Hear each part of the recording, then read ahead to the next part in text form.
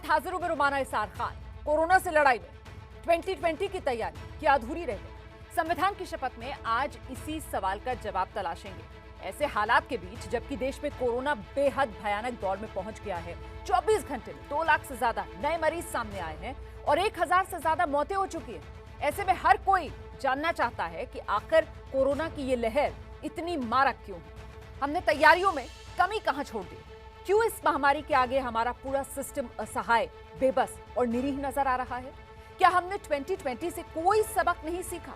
इन तमाम सवालों का जवाब जानने के लिए हमारे साथ संविधान की शपथ में एक बहुत खास मेहमान मौजूद हैं। कोविड-19 की नेशनल टास्क फोर्स के ऑपरेशंस और रिसर्च ग्रुप के हेड हैं doctor NK. Arora. Doctor NK. Arora, बहुत स्वागत आपका संविधान की शपथ में सर। सबसे पहले देश ये जानना चाहता है कि आखिरकार कोरोना की ये लहर इतनी घातक, इतनी मारक क्यों है? पहली बात तो ये है कि हर वायरल इन्फेक्शन एक वेव फॉर्म में या लहर के रूप में चलता है। इसकी पहली लहर जब ऊंचाई पे थी या क्रिसेंडो पे थी तो उसका वो थी सितंबर पिछले साल, और जब फरवरी में नादिर पे थी, जब बिल्कुल नीचे था तो लोगों ने कहा चला गया, लेकिन ऐसा हुआ नहीं और अब ये तेजी से ऊपर बढ़ रहा है। और यही हम पोलियो में भी देखते हैं, यही हम खसरे में भी देखते हैं, मीजल्स में भी देखते हैं। साइकिलिंग अलग अलग होती है, लेकिन ये वायरस का साइकिल पूरी दुनिया में आप देखेंगे, हर कंट्री में इस तरह के साइकिल्स आए जिसको वेव्स कहते हैं। नंबर 1। नंबर 2, पिछले साल जब मार्च अप्रैल में जब ये सारा महामारी शुरू हुई, उस समय मन में, हर एक के मन में एक अजीब किस्म का भय था, जो नवंबर, दिसंबर, जनवरी आते तक ये भय खत्म हो गया। और फरवरी में तो लोगों ने कहना शुरू किया कि टीकाकरण की क्या आवश्यकता है, अब तो कोरोना चला गया। In fact I must tell you कि जो हम क्लिनिकल ट्रायल नई वैक्सीन के लिए कह रहे थे, वो कह रहे थे अब हमें मरीज कहाँ से मिलेंगे। एंड देन उस समय हम लोगों ने लोगों को बताया कि नहीं, ये बिल्कुल ही एक कॉम्प्लिसेंसी, लापरवाही का कारण बनेगा, और वो हुआ। तीसरी चीज जो बहुत महत्वपूर्ण है वो ये कि लापरवाही के साथ साथ, खास तौर पे जो काम करने घर से बाहर जाते हैं, उसके अलावा हमारे देश में ये समय के साथ नए म्यूटेंट्स या वेरिएंट्स भी हैं जिनमें इन्फेक्शसनेस ज़्यादा होती है। और ऐसा लगता है कि कुछ एरिया में जिसमें बहुत तेज़ी से बढ़ रहा है, दिल्ली एक है, पंजाब है, हम देखते हैं महाराष्ट्र के कुछ में, तो वहाँ ऐसा लगता है कि जो वेरिएंट्स हैं वो भी कंट्रीब्यूट कर रहे हैं। ठीक है सर, आपने पूरी तस्वीर दिखा दी, लेकिन मैं ये जानना चाह रही हूँ कि भय तो लोगों में खत्म हुआ ना? और 2020 हमने सिर्फ और सिर्फ एक बात जो सत्ता पक्ष से, सरकार से बार बार सुनी, वो ये कि तैयारी कर रहे हैं, हमने तैयारी पूरी कर ली है कोरोना से लड़ने की। लेकिन अब जबकि कोरोना ने मारा है हम सबको घात लगाकर, तो सर तैयारियों के नाम पर तो जीरो, नील बटे सन्नाटा। हम देख रहे हैं किस तरीके से मरीज जो हैं वो अस्पतालों के बाहर तड़प रहे हैं। सर, ऐसी नौबत क्यों आ गई? 2020 की तैयारी अधूरी रह गई? लगातार पिछले 2.5-3 महीने में यही बात हो रही है कि 45 साल से ऊपर जो लोग हैं उनमें मृत्यु की संभावना, जो भारत में मृत्यु है वो लगभग 88% उन लोगों में है। और ये देखा गया है कि अगर आप 60 साल से ऊपर है तो मृत्यु की संभावना किसी व्यक्ति में अगर कोरोना होता है तो 20 गुना ज़्यादा बढ़ जाती है। और टीकाकरण का मुख्य उद्देश्य था कि हम अपने परिवार में, अपने लोगों में मृत्यु होने से बचा दें और गंभीर बीमारी से बचाएं।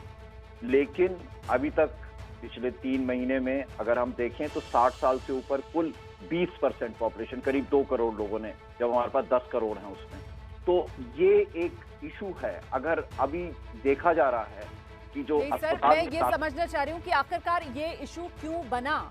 वैक्सीन को लेकर सख्त कदम क्यों नहीं उठाए गए? ज्यादा से ज्यादा, जल्द से जल्द लोगों तक वैक्सीन पहुंचाई जाए, इस दिशा में सरकार क्यों, सर, ऐसा लगा हमें कि ढीली पड़ती हुई नजर आ रही है? विदेशों में वैक्सीन पहुंचाने की हमें ज्यादा फिक्र थी।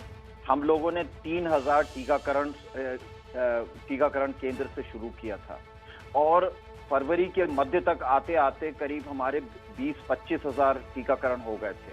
और मार्च में आकर के अब करीब हमारे मार्च के मध्य के बाद 50,000 टीकाकरण है। एक टीकाकरण पे 200 टीके लग सकते हैं। इसका मतलब यह है कि अगर 20,000 टीकाकरण केंद्र थे तो 40 लाख टीकाकरण हम रोजाना कर सकते थे।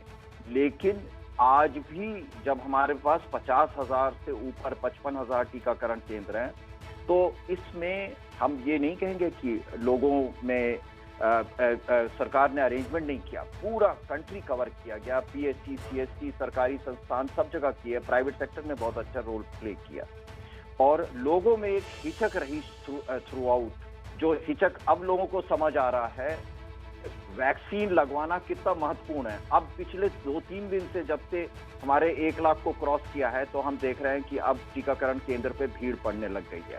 अब जब भीड़ बढ़ रही है तो क्या उसके लिए हम तैयार हैं या अब वैक्सीन की भी कमी है? क्योंकि खबरें इस तरीके की आ रही हैं कि कितने सेंटर से लोगों को वापस खाली हाथ लौटना पड़ रहा है। रोमाना जी, आप बिल्कुल सही कह रही हैं कि इस बीच में हमने बहुत सारे पिक्चर्स भी देखे, आप लोग भी बता रहे हैं कि बहुत सारे टीकाकरण केंद्र कुछ समय के दिनों के लिए बंद भी करने पड़े हैं। आप बिल्कुल ठीक कर रहे हैं। तो टीकाकरण का जो ये पाइपलाइन है उसको मैनेजमेंट करना बहुत जरूरी है। इस समय अगर मैं आपको उदाहरण दूं कि मेरे किचन में रोटी बन रही है और 4 आदमी खाना खा रहे हैं, तो ये वो वाली सिचुएशन है कि स्टॉक कंट्री के पास 3, 4 या 5 दिन का है और जैसे जैसे बनता जा रहा है वो सिस्टम में पाइपलाइन में फीड किया जा रहा है। और ये जरूरी एक चीज और समझने की जरूरत है कि वैक्सीन की शेल्फ लाइफ बहुत कम है। कुल मिला के 6 महीने शेल्फ लाइफ है, लेकिन जब तक ये जांच हो करके जनता के लिए आती है तब केवल 4.5 महीने रख सकते हैं। तो आप ये नहीं है कि अक्टूबर की वैक्सीन को रख सकते हैं कि मार्च में दे सके। I hope all of us understand that. तो इस समय जो जनवरी, फरवरी, मार्च में बन रही है वो वैक्सीन जो है पाइपलाइन में है। तो और मार्च के बाद जो है बिल्कुल बंद कर दिया। मैं कोवैक्स फैसिलिटी से भी जुड़ा हुआ हूँ ग्लोबल लेवल पे, और भारत ने मार्च के बाद जब से बंद किया है तो कोवैक्स फैसिलिटी में काफी परेशानी हुई है जी। लेकिन हमारा देश हमारे लिए सबसे सर्वप्रथम है और यही हुआ है कि मार्च के बाद पूरी तरीके से जो निर्यात है वैक्सीन का वो बंद कर दिया गया है। और साथ ही साथ पिछले 3 दिनों में आपने देखा है कि स्पुतनिक को इजाजत मिल गई है और हमें उम्मीद है कि नोवावैक्स है, फाइजर है, मॉडर्ना है और साथ में जॉनसन एंड जॉनसन, इनकी वैक्सीन, लेकिन इनको आने में 1.5-2 महीने लगेंगे। पिछले साल 2020 में हमने लगातार ये सुना कि हम जो है अपने स्वास्थ्य का ढांचा उसको तैयार कर रहे हैं कि कोरोना जब काल बनेगा तो फिर लोगों को बचाया जा सके। लेकिन अब जबकि कोरोना काल बना हुआ है सर, ऑक्सीजन सिलेंडर्स की कमी है सर, वो रेमडेसिविर दवाई जो है उसके इंजेक्शंस नहीं मिल पा रहे हैं, उससे लेकर मारामारी हो रही है सर। हम प्लाज्मा बैंक तक तैयार नहीं कर पाए सर। प्लाज्मा बैंक के लिए आप देखिए, प्लाज्मा के लिए डोनर्स जो हैं वो किस तरीके से सोशल मीडिया पर गुहार लगा रहे हैं। क्यों सर ये सारी तैयारियां हम क्यों नहीं कर पाए? सबसे पहले मैं प्लाज्मा बैंक से पहले आता हूं। प्लाज्मा की जो स्टडी की गई थी उसके हिसाब से प्लाज्मा का विशेष लाभ नहीं होता है और अगर प्लाज्मा का लाभ हमें उठाना है तो बहुत जल्दी देना होता है। उस समय ये देखा गया था तो जो नॉर्मल इन्फेक्टेड लोग हैं 30% में प्रतिरोधक क्षमता वाली एंटीबॉडी नहीं पैदा होती हैं। तो प्लाज्मा का वो पब्लिश भी हुआ है, विशेष लाभ नहीं होता। नंबर 2, रेमडेसिविर भी एक डाउटफुल सा है। एक्चुअली वास्तव में ये है कि आज तक कोरोना के लिए कोई विशेष दवाई नहीं हो पाई है एक्सेप्ट जो स्टेरॉइड दिए जाते हैं वो, और उसके अलावा ऑक्सीजन। और ऑक्सीजन की कमी से? ऑक्सीजन के बारे में I really do not know, मेरे को पूरा अंदाजा नहीं है। प्लीज ये बताते चलिए कि स्पुतनिक जो है वो भारत में कब से लगनी शुरू हो जाएगी, क्योंकि उसे तो इजाजत मिल गई है। हाँ, मेरे को लगता है कि ज्यादा से ज्यादा 3 या 4 हफ्ते में ये शुरू हो जाना चाहिए, क्योंकि उनको अभी पहला वाला लॉट जो है इंपोर्ट करेंगे और उसके बाद वो पाइपलाइन में चला जाना चाहिए। अगले 8-10 हफ्ते में यहाँ पर मैन्युफैक्चरिंग शुरू हो जाएगी। आगे इस कोरोना से निपटने के लिए अब रणनीति क्या होनी चाहिए सर? वैक्सीनेशन पर पूरी तरीके से जोर या फिर लॉकडाउन प्लस वैक्सीनेशन? मैं एक चीज और बताना चाहता हूं जो हमारी इंफ्रास्ट्रक्चर से रिलेटेड है। आप बहुत महत्वपूर्ण इशू उठा रहे हैं कि हमारा हेल्थ इंफ्रास्ट्रक्चर स्ट्रेंथन होना चाहिए था लेकिन अब जैसे कि पहले वेंटिलेटर कुल मिलाकर के पिछले साल 8-9 हजार वेंटिलेटर थे। साल के 31 मार्च को करीब हम लोगों ने, मैंने एक डेटा देखा था, करीब 47,000 वेंटिलेटर इस पूरे कंट्री में ऑपरेशनल हैं। लेकिन अब वेंटिलेटर के साथ, हर एक वेंटिलेटर के साथ आपको डॉक्टर चाहिए होता है। अब आज की डेट में वेंटिलेटर्स हमारे पास इतने बन रहे हैं कि हम एक्सपोर्ट भी कर रहे हैं, लेकिन यहाँ पर हम इस्तेमाल नहीं कर सकते क्योंकि डॉक्टर्स की कमी है, हेल्थ पर्सोनल की जरूरत है।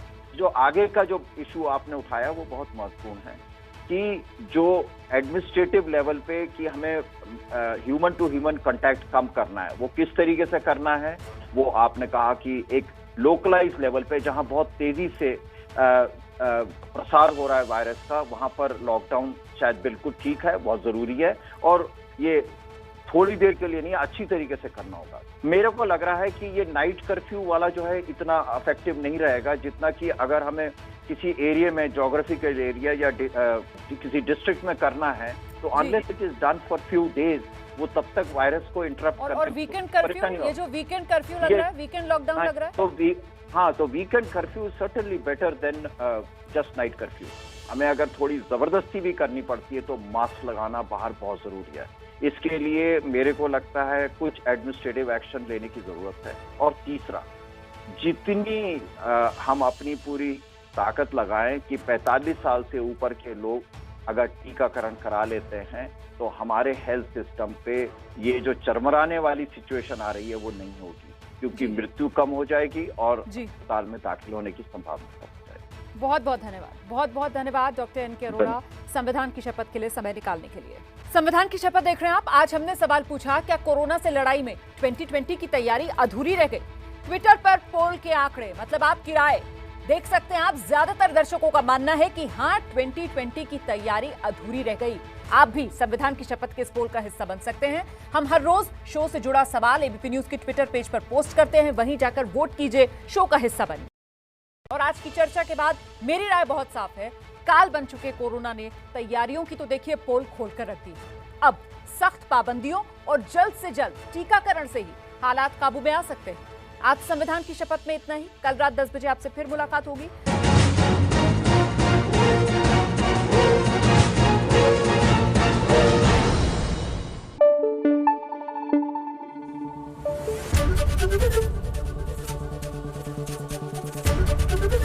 एबीपी न्यूज आपको रखे आगे।